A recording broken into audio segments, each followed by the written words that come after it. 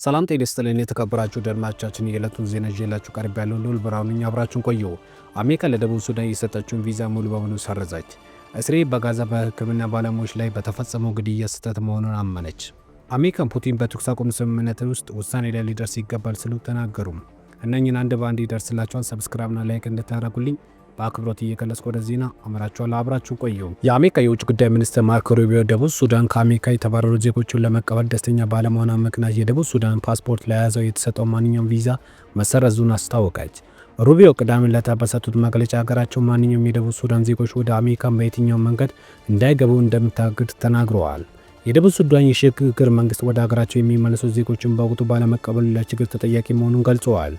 ፕሬዚዳንት ዶናልድ ትራምፕ በሚከተለው አዲስ የኢሚግሬሽን ፖሊሲ የተነሳ ህገወጥ ስደተኞችን በጅምላ ከሀገር እያስወጡ ባሉበት በዚህ ሰዓት የደቡብ ሱዳን የሽግግር መንግስት በአሜሪካ መጠቀሚያ ማድረግ የሚቆምበት ጊዜ አሁን ሲሉ ሩቢዮ ተናግረዋል።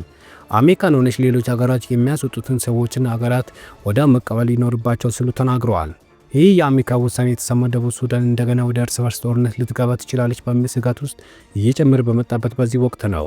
አሜሪካን በቀጠናው ደግሞ ጦርነት ይቀሰቀሳል በሚል ስጋት የካቲት 29 2017 ዓ.ም በደቡብ ሱዳን የድንገተኛ አደጋ ሰራተኞች ያልሆኑ ዜጎች በሙሉ ለቆ እንዲወጡ አዘዋል። ደቡብ ሱዳን ቀደም ሲል በአሜሪካ ግዛዊነት ከለላ ውስጥ ተሰጥቶ ለተወሰነ ጊዜ በአገሪቷ መቆየቷ ይታወሳል። አሜሪካ ለደቡብ ሱዳን የሰጠችው ጊዜያዊ ከለላ ሚያዝያ 25 2017 ዓ.ም ያበቃ ነበረ። ደቡብ ሱዳን ከሱዳን ተገንጥላ ነጻነቷን ያወጀችው በ2011 ነበረ። ነገር ግን ልክ ከሁለት ዓመት በኋላ በፕሬዝዳንት ሳልቫ ኪር እና በምክትላቸው ሪክ ማቻር መካከል በተፈጠረ አለመግባባት ወደ እርስ በርስ ጦርነት አምርቶ ከ400,000 በላይ ሰዎች መሞታቸው ይታወሳል። በ2018 በሁለቱም መካከል የተደረሰው የስልጣን ክፍፍል ስምምነት ጦርነቱ እንዲቆም አድርጎ ነበረ።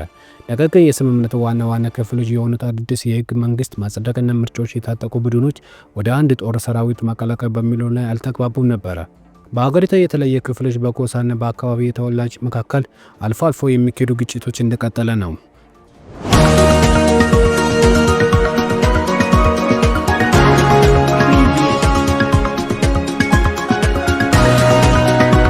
የእስራኤል ወታደሮች ወደ ጋዛ መጋቢት 14 2017 ዓ.ም በ15 የአደጋ ጊዜ ሰራተኞች ግድያ ለስህተት መስራታቸውን አመነች። የፍልስጤም ጨረቃ ማህበር አምቡላንሶች፣ የተባበሩት መንግስታት ድርጅትና የእሳት ጊዜ አደጋ መኪኖች በራፋት አቅራቢያ በእስራኤል የጦር የተኩስ አቁም እርማት ተከፍቶባቸው የ15 የአደጋ ጊዜ ሰራተኞች ተገለዋል። እስራኤል መጀመሪያ ላይ ወታደሮቹ የተኩስ የከፈቱት መኪኖች የፊት ማብራታቸው የአምቡላንስ ማብራቶችን ሳያበሩ በጨለማ ውስጥ በአጠራጣሪ በሆነ መልኩ እየቀረቡ በመምጣታቸው ነው ብላለች። የተሽከርካሪ እንቅስቃሴ ቀደም ሲል ከሰራዊት ጋር የተቀናጀ ወይም ስምምነት ላይ የተደረገ ነበረ።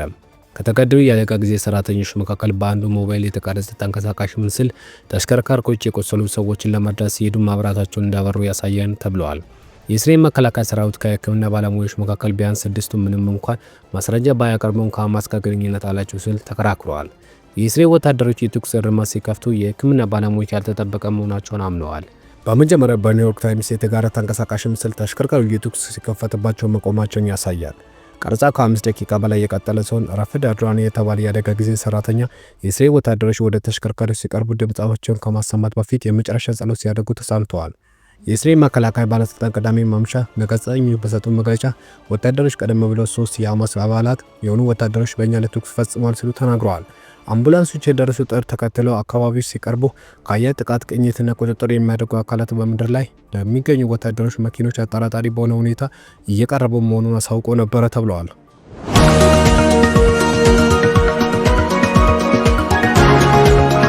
የሩሲያ ፕሬዝዳንት ቭላዲሚር ፑቲን ሰላምና እንዲሁም የተኩስ አቁም ስምምነት ያላቸውን አቋም በሳምንት ውስጥ እንደሚያሳውቁ የአሜሪካን ከፍተኛ ዲፕሎማት ተናገሩ። ፑቲን ለዩክሬን ጦርነት ሰላማዊ እልባት ለመስጠት በወራት ውስጥ ሳይሆን በሳምንታት ውስጥ ውሳኔ ላይ እንደሚደርሱ እንደሚገባቸው የአሜሪካ የውጭ ጉዳይ ሚኒስትር ማርኮ ሩቢዮ ተናግረዋል። ማርኮ ሩቢዮ ጦርነቱን ለማስቆም የሩሲያ ፕሬዝዳንት ውሳኔ ለመድረስ አለባቸው ሲሉ በብራዚል ከነበረው የሰሜን አትላንቲክ ጦሩ የቃል ኪዳን ኔቶ የውጭ ጉዳይ ሚኒስትሮች ስብሰባ ላይ ተናግረዋል። የብሪታንያና የፈረንሳይ አቻቸው ፑቲን ስምምነቱን በማዘግየት በዩክሬን ላይ ጥቃቶችን አጠንክሮ ቀጥሏል ሲሉ ተናግረዋል። የአሜሪካን ፕሬዝዳንት ዶናልድ ትራምፕ ከ3 ዓመታት በላይ የዘለቀው ጦርነት ለማስቆም የተኩስ አቁም ስምምነት እንዲደረስ ቢሞክርም በዚህ ወቅት ሩሲያና ዩክሬን የሚፈጽሙትን ጥቃት አጠንክረዋል።